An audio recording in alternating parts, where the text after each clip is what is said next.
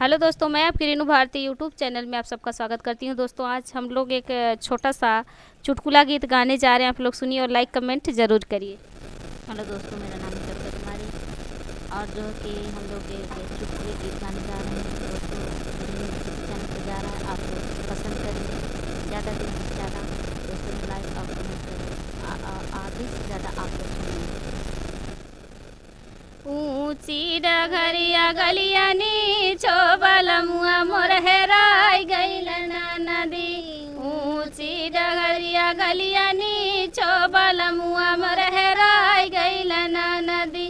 बलमु के पावतो तसे नूरा बनावतो, बलमु के पावतो तसे नूरा बनावतो। रखतो मैं मांगियन के बीचो बलमुआ मोर हेराई गइल ना नदी। रखतो मैं मांगियन के बीचो बलमुआ मोर हेराई गइल ना नदी। ऊंची डगरिया गलिया नीचो बलमुआ मोर हेराई गइल ना नदी। बलमु के पावतो तभी दिया बनावतो, बलमु के पावतो तभी दिया बनावतो। रखतो लीला रवै के बीचो बलमुआ मोर हेराई गइल ना नदी। रखतो मैं माथवन के बीचो बलमुआ मोर हेराई गइल ना नदी। ऊंची डहरिया गलिया नीचो बलमुआ मोर हेराई गइल ना नदी।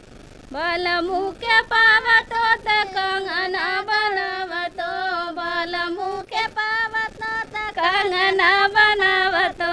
रखतो मैं चूड़ियन के बीचो बलमुआ मोर हेराई गइल ना नदी। रखतो मैं चूड़ियन के बीचो बलमुआ मोर हेराई गइल ना नदी। ऊंची डगरिया गलिया नीचो बलमुआ मोर हेराई गइल ना नदी। बलमु के पावतो तन हारवा गड़ावतो, बलमु के पावतो त हारवा बनावतो। रखतो गरनुवन के बीचो बलमुआ मोर हेराई गइल ना नदी। रखतो मगरवा के बीचो बलमुआ मोर हेराई गइल ना नदी। ऊंची डगरिया गलिया नीचो बलमुआ मोर हेराई गइल ना नदी। बलमु के पावतो त गजरा बनावतो, बलमु के पावतो त गजरा बनावतो।